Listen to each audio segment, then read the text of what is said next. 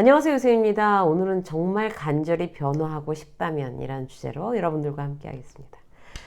지난번에 북카페로 한번 이제 썼던 책인데요. 오늘의 교재에 또 한 번 쓰는 이유가 제가 한 가지 문장에 꽂혀서 그래요. 먼저 자기 자신을 관리할 줄 알아야 다른 사람도 관리할 수 있다. 이 문장이 제가 꽂혀서 여러분들한테 꼭 알려드리고 싶었어요.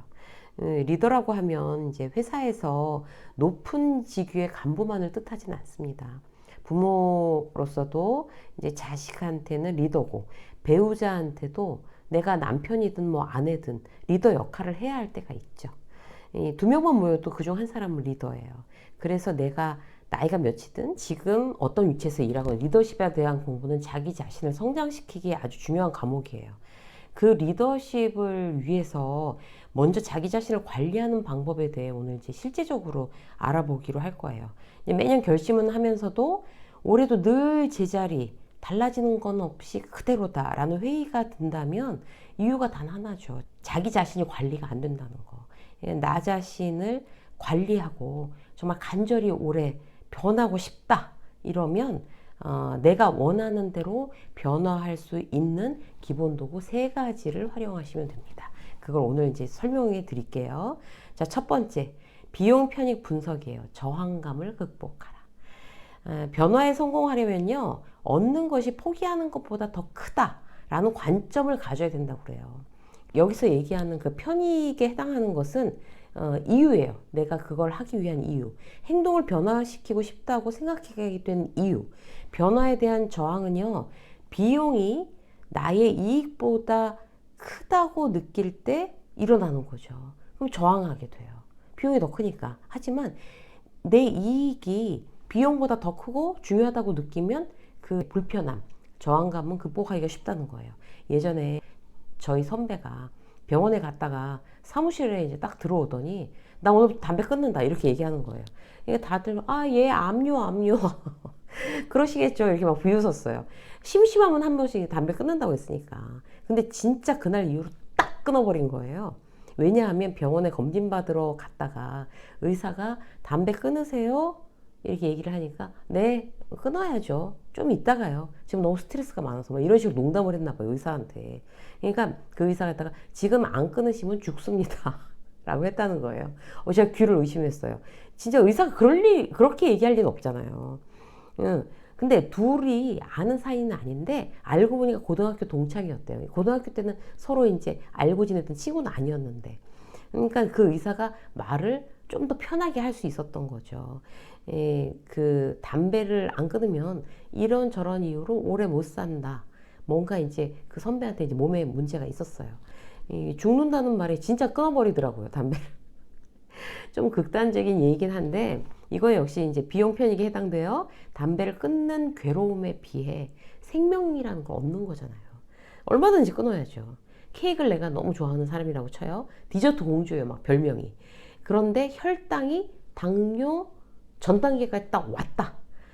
의사가 이러면 당뇨 금방 되고 그럼 평생 약 먹어야 돼 라고 얘기했어요. 그러면 케이크를 당연히 그 사람은 끊게 되는 거죠. 운동하고 케이크의 유혹을 포기하고 대신 당뇨를 피할 수 있다는 이익을 얻게 되는 거잖아요. 그래서 우리는 뭔가 계획을 세우고 실천이 따라오기 위해서는 내가 갖게 되는 이익이 분명해야 돼요. 그게 실행의 가장 확실한 동력이에요. 그래서 다이어트 하는 사람들이 막 몸짱 사진을 모니터 앞에다 막 붙여놓고 굉장히 좋은 방법이죠. 그게 나의 이익이거든요. 배고파서 우울해져도 그 사진을 보면서 내 이익은 이거야 라고 스스로에게 다시 각인시키는 거 대단히 효과를 좋게 한다고 합니다. 자, 두 번째는요. 아주 작은 습관 만들기예요. 조금씩 시작하는 거죠. 날마다 해야 되고 사소해야 되고. 여기 이제 그 책에서 한 에피소드가 뭐라고 나와 있냐면 작가가 코칭하는 사람 중에 기회를 놓치기 싫어서 무조건 예스라고 했던 그 모건이라는 리더가 있었대요. 근데 코칭을 하고 나서 하루에 한 번은, 딱 한 번은 생각해보고 다시 말씀드리겠습니다. 라고 말하는 것을 아주 작은 습관으로 정한 거예요. 그래서 이렇게 아주 작은 습관, 하루에 한 번만 그렇게 얘기해보자. 뭐 이렇게. 그런 걸 실천을 하게 되면 훨씬 더 이제 변화에 더 가까이 쉽게 갈 수 있다는 거죠. 일상에서 작은 습관을 실천할 수 있는 팁이 뭐냐? 그러면 첫 번째, 환경을 바꾸는 거예요. 그러니까 책상에서 늘 밥을 먹으면서 휴대폰을 이렇게 보는 사람은 그 버릇을 없애고 싶으면 환경을 바꾸는 거예요. 앞으로는 책상에서 밥 안 먹고 구내식당에 가서 사람들이랑 얘기하면서 밥 먹으면, 그러면은 핸드폰을 안 보게 되잖아요. 환경을 바꾸는 게 너무 중요해요. 퇴근 후에 1시간씩 책을 읽고 싶어요. 근데 집에 들어가면 그냥 들어놓게 되는 거죠. 힘드니까. 그럼 집에 안 들어가는 거예요. 환경을 바꾸는 거죠.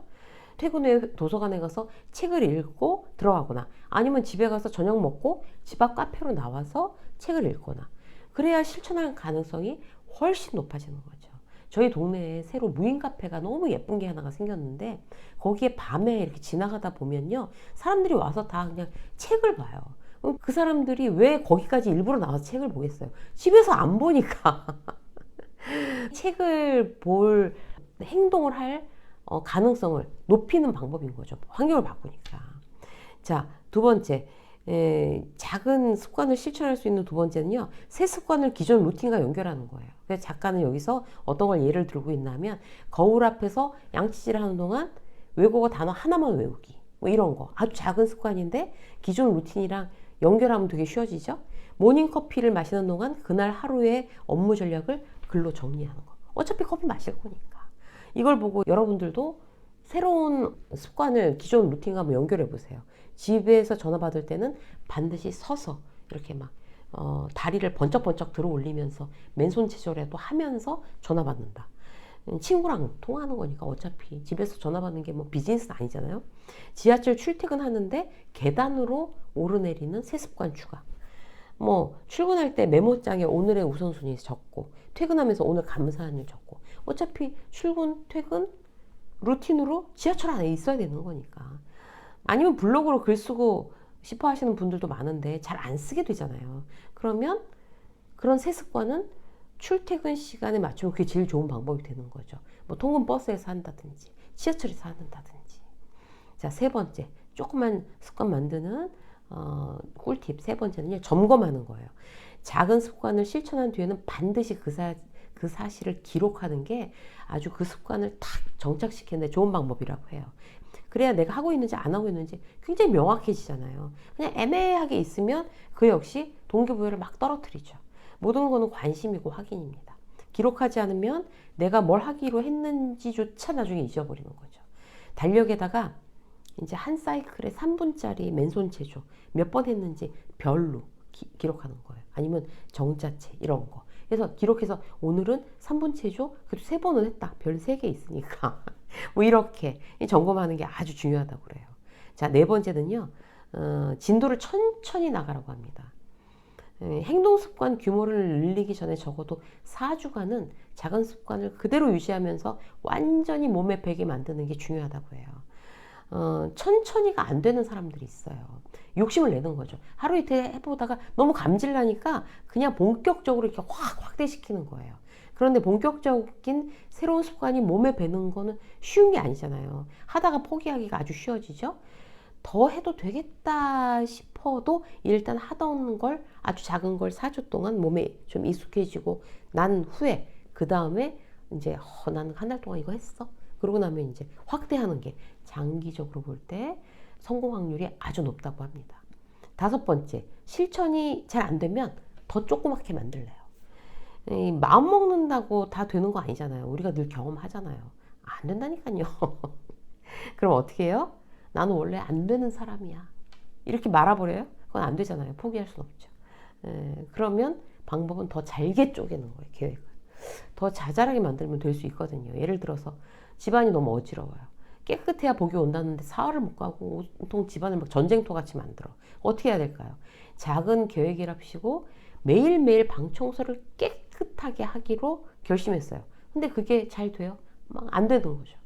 그럼 다시 쪼개서 자, 책상 위, 화장대 위만 매일매일 깨끗하게 치우자. 우선 2개만이라도. 이렇게 쪼개면 확률이 훨씬 높아지죠. 영어 공부를 하기로 했는데 하루 칼럼 1장 읽는 게 그게 안 되는 거예요. 그럼 다시 쪼개야죠. 영어로 명언 하루에 한 문장 읽기로 바꾸는 거예요. 이건 더 쉽죠. 도저히 안 될 수가 없는 수준까지 쪼개는 거. 오늘부터 여러분 실천해 보시기 바라겠습니다. 이런 시도와 노력이 우리를 끊임없이 발전하게 만들 거예요. 매일매일 성장하는, 그래서 아주 오래 큰 실적을 만드는 그런 여러분들의 한 해가 되시기를 응원합니다. 유쌤의 직장서 여기까지 하겠습니다. 고맙습니다.